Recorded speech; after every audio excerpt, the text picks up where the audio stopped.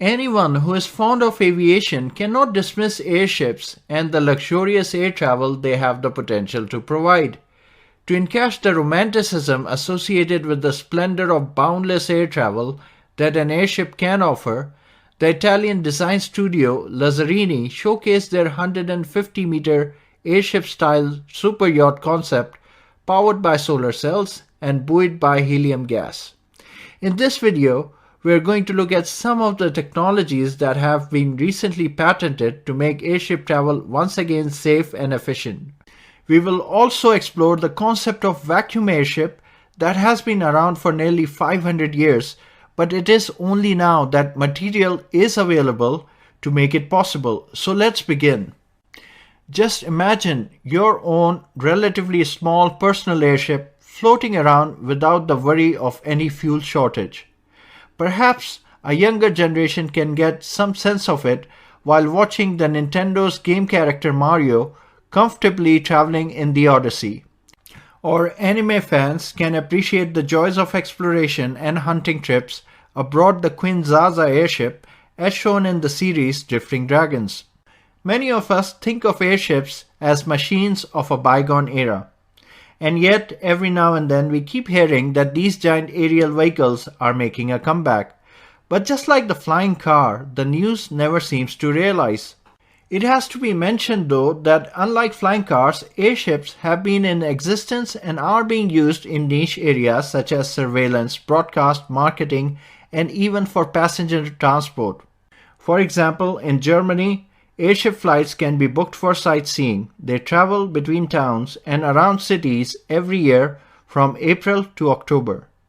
These are helium-filled Zeppelin NT semi-rigid airships that have been in operation since 2001. They can carry 12 passengers or 1900 kilograms of payload. Despite their obvious benefits, airships haven't become mainstream. However, with the push for greener, more sustainable aviation and recent developments in material technology, things are shaking up. The aviation giant Lockheed Martin, California-based Aeros, UK-based HAV, French company Flying Whales, Canada-based BAS International, and the Chinese company Guangqi Science are all pursuing different airships with advanced technology. These technologies enable more efficient flights with low maintenance and require almost zero ground crew for mooring and operations. The market giant Amazon has also put its weight in pursuing airship to be used as a flying warehouse, which it is calling an airborne fulfillment center.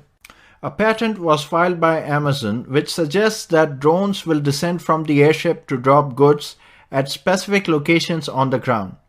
The aerial warehouses would visit places where Amazon expects the demand for certain goods to boom. For example, it could be near sporting events or festivals where they would sell food or souvenirs to spectators. Just before we dive into recent research and developments that have made use of airships more compelling, let's explore one particular chapter of aviation history that is very relevant. In 1670, Francesco Lana proposed a floating airship that did not use any lighter-than-air gas but instead used vacuum. The benefit was obvious. Hydrogen is 14 times lighter than air, helium is 7 times lighter. Vacuum, well, it doesn't have any weight. So if we were to design a vessel that could hold a vacuum, then we have the potential to create an airship that is less than half the size of a hydrogen-filled airship. The problem, however, is that till recently we did not have materials that are strong enough to hold a vacuum and still be lighter than the air that they have displaced. We live under a sea of air, and the atmospheric pressure, although we don't feel it, is immense. That is over 100,000 newtons per square meter. To give an idea, the pressure exerted against the ground by an elephant's weight distributed evenly over its 4 feet is less than the atmospheric pressure. And it is this pressure that crushes any lightweight structure that tries to hold a vacuum. We don't feel this pressure because our inside pressure is the same as the outside pressure, but if you try to take air out of a juice box with a straw, you will be able to notice the effects of this crushing force. Interestingly, we have made vessels that have successfully carried humans to the bottom of the Mariana Trench, where the pressure outside was more than 1,000 times the inside vessel pressure. But weight wasn't an issue in making those submarines. Mathematically, a hollow sphere is the perfect shape to hold a vacuum. But researchers had shown that there is no conventional material that can be made into a thin shell sphere which doesn't get crushed while holding a vacuum and is lighter than the air it displaces. The buckling forces exceed the material's strength. Having said that, recent advancements have indicated that with new age materials we can build non-homogeneous rigid structures using beams to form icosahedron shapes with mylar or xylon skin to create vacuum lighter than air vehicles.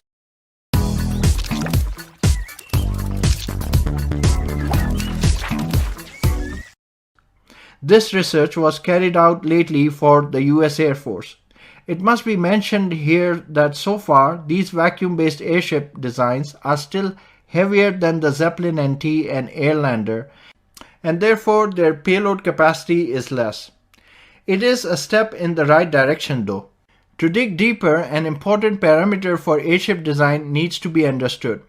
It is the ratio of the total weight to the buoyant lift force, denoted by W or B. This ratio has to be less than 1 for an airship to rise. The lower the weight to buoyant force ratio of an airship, the more payload it can carry for a given volume, which translates into greater transportation efficiency. Modern materials enable the construction of vehicles with much lower W or B than in the past. Modern airships often achieve W or B ratios of less than 0.3.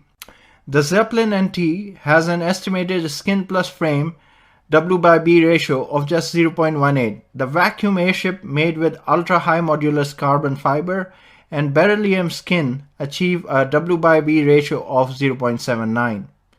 With graphene-based materials in the future, it can reduce to 0.57. So there's still a long way to go. The idea is appealing as it sets aside two major problems faced by the filling gases in an airship, that is, flammability of hydrogen and the usage of non-renewable source, that is helium. There is also much research that has gone into making the modern airships more aerodynamic. For optimal shape of the airship, a fineness ratio of 4.62 was found. Fineness ratio is defined as the airship's maximum length divided by the maximum diameter. The longer an airship, the less pressure drag it experiences for a given volume, but the more skin friction drag it incurs. Therefore, there is an optimal fineness ratio of 4.62 where the sum of skin friction drag and the pressure drag is a minimum. On a separate front, it was found by tests that stern-mounted propellers can reduce the power of an airship by as much as 26% as they energize the boundary layer before separation. For powering the airships, China has already carried out flights with flexible thin-film solar panels forming the envelope. Using electric motors in conjunction with solar panels could immensely reduce the weight that is carried compared to when using an internal combustion engine with fuel to drive propellers. Note that the relatively lightweight motors do not require a heavy supporting structure as engines do, and this reduces the weight of the airship further. Modern solar-powered Chinese airships can stay in the air for up to 6 months at a time. Similarly, research on hydrogen-powered airships is also being carried out despite many finding it questionable for safety reasons. But by compartmentalizing hydrogen in multiple ballonets, allowing hydrogen to diffuse below combustible concentration in case of leaks, and using separators that mitigate thermal propagation, safe hydrogen airships can be produced. These would be primarily used for cargo transport. It would take years of safe cargo operations and proven safety record before any passenger flights are allowed. Hydrogen airships do have their benefits. The payloads are higher for the same size of ship, and hydrogen is 3 times cheaper than helium. Hydrogen gas can be produced anywhere in the world, unlike helium. New thrust vectoring systems have been developed and tested that allow the airship to move without the need of ground crew. To eliminate the need of ballast, compression systems have been made that compress helium from balloonets into storage tanks after landing. Lazzarini have also indicated the use of this system in their flying superyacht.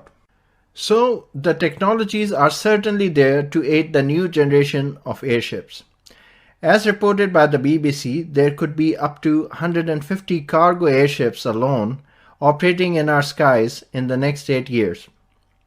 And with this, the video is concluded. If you learned something from this video, then please do give it a thumbs up. Thank you for